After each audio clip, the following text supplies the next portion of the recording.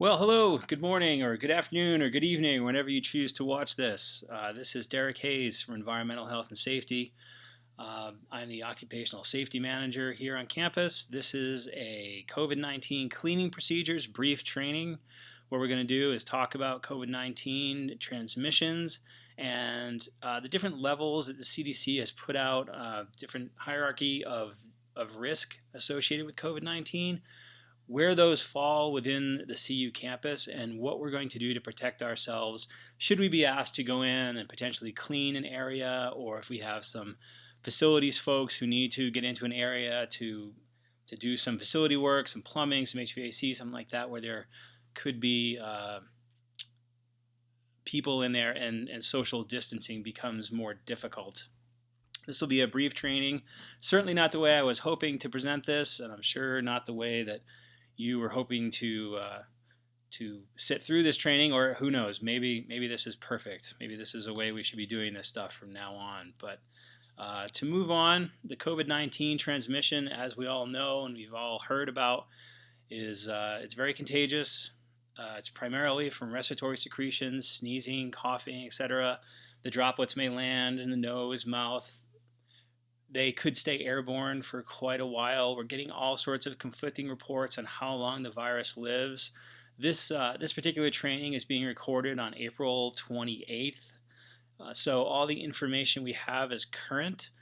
It seems like information changes day to day almost with this stuff. So as new information comes out, or as new campus policies come out, this training will be updated and amended here on YouTube, and this one will be replaced. So infection, of course, can occur from touching contaminated surfaces and touching your face, eyes, etc. I don't think there's any secrets about how this stuff is transmitted. We seem to be bombarded with this information on a daily basis. So moving on, you see here the COVID risk pyramid from very high to low risk. So high and very high are for people dealing with known positive cases. Those would be your health workers, doctors, nurses, ambulance drivers, things like that. No one who works for CU is going to be expected, with the possible exception of some Wardenburg folks. No CU workers are going to be expected to be in the high or very high category. Medium risk is for people who can't social distance. Social distance, again, being maintaining that 6-foot social distance.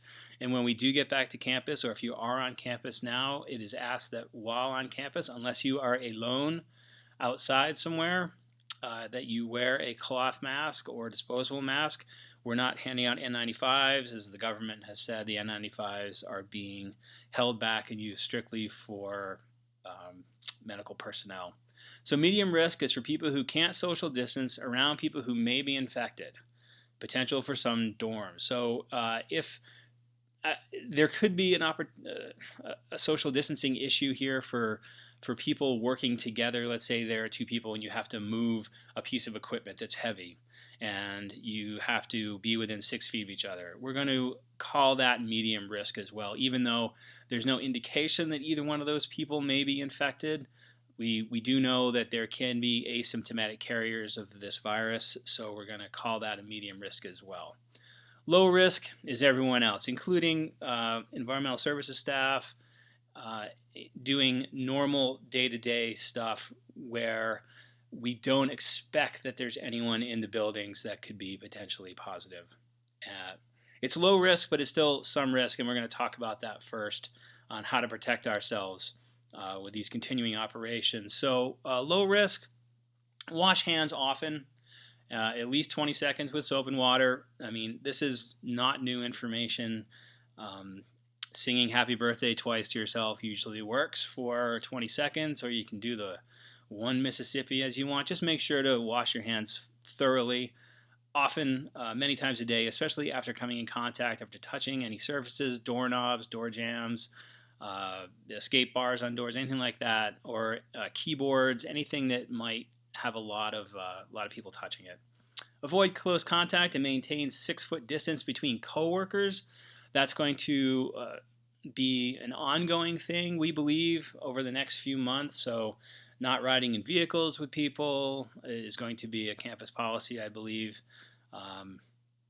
but just maintaining that 6 foot distance. So not hanging out together in break rooms unless you can maintain that 6 foot distance. And then we're going to be requiring everyone coming back to campus, especially as we try to go through this reopening, to wear the cloth masks to protect themselves and others. Safety glasses and gloves should be worn, especially if you're going to be working with chemicals and there's a risk of disturbing surfaces and things like that.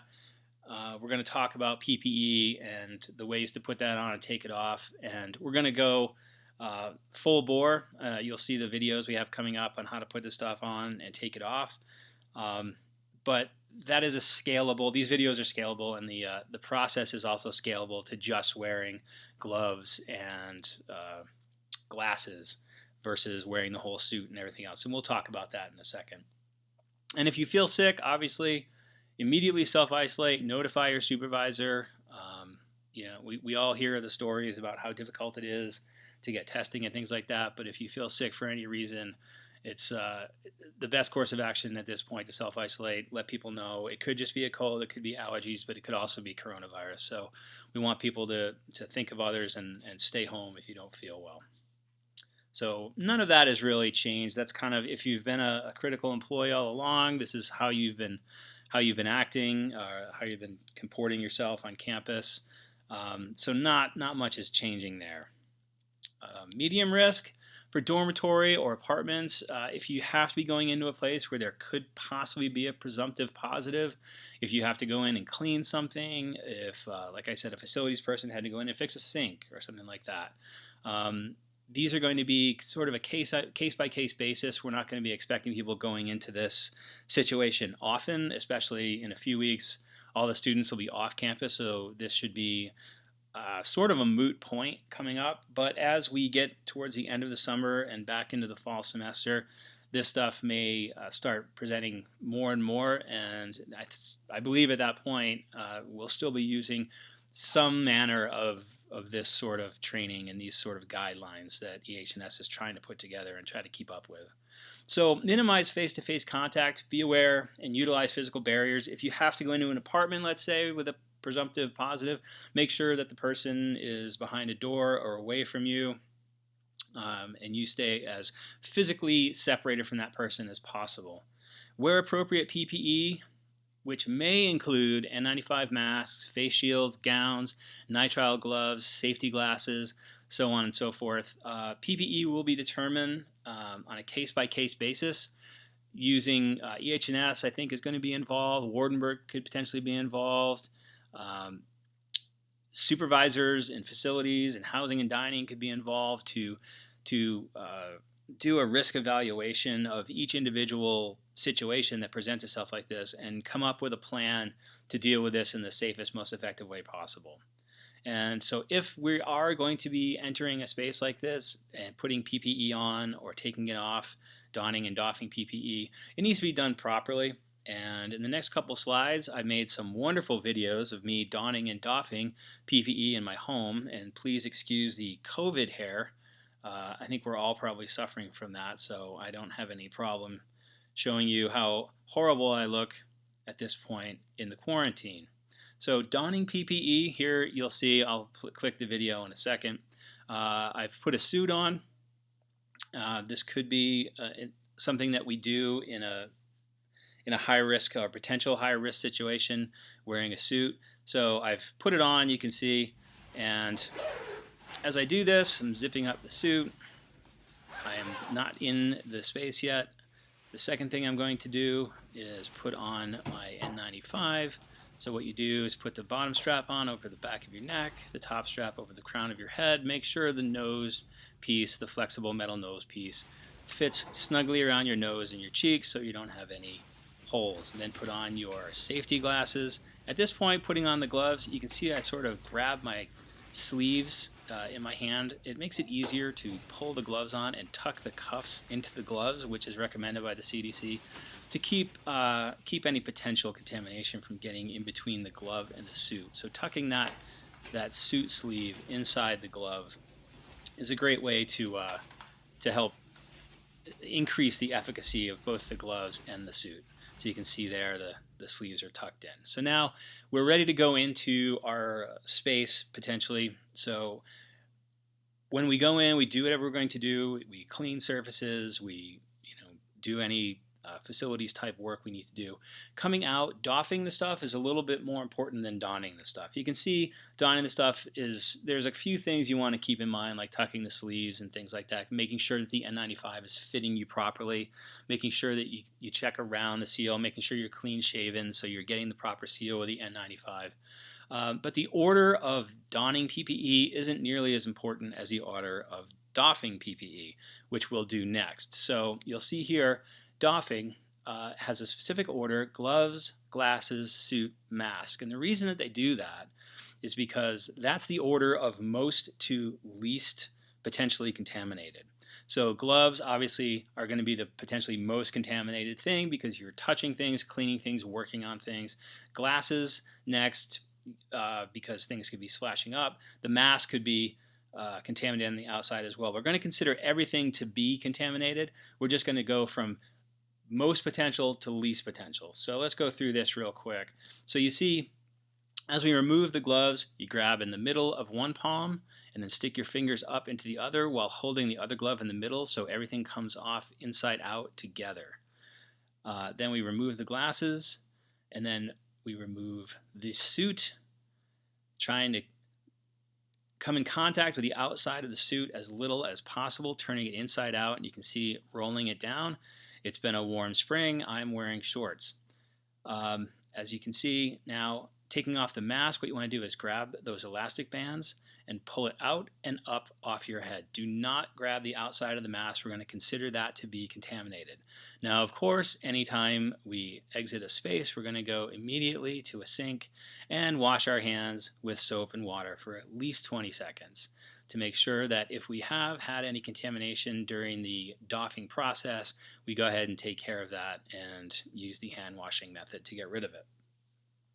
Again, this will be on a case-by-case basis, and I'm always going to be available to help out with people donning and doffing things, or working with individual groups to get themselves more comfortable with doing this sort of thing. It's not like you have to watch this training and we're going to throw you into a potential hazard or anything like that. We're here as a resource for anyone who needs it, and please don't hesitate to contact us. The last slide is isolation room operations. That's when we have isolation rooms where we have a known positive case. It requires additional training, requires additional PPE. It's a rare circumstance. To be honest, it has not happened yet on campus as far as I know.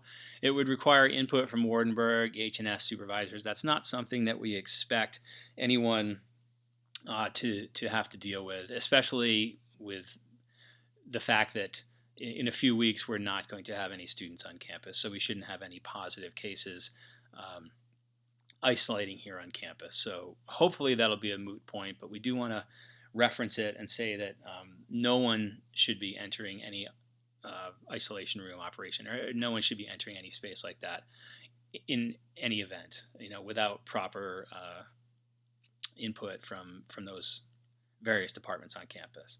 So that's about it. It's real quick and dirty. Please don't hesitate to contact me, Derek Hayes at EH&S. Of course, we're working from home just like everyone else. We're going to start, hopefully, in the next few weeks, trickling back into campus to try to support each other and get the campus back up and running. But you can always reach me at derek.hayes@colorado.edu. That's derek.hayes @Colorado. And I can get back to you with any questions you may have. And I hope this was at least a little bit helpful for people going forward, and look for more as we try to get the campus back up and running and functioning on some weird new normal. Thank you very much for your time, and we will be hopefully coming out with more stuff in the near future. Thanks very much. Stay safe. Hope you're all well.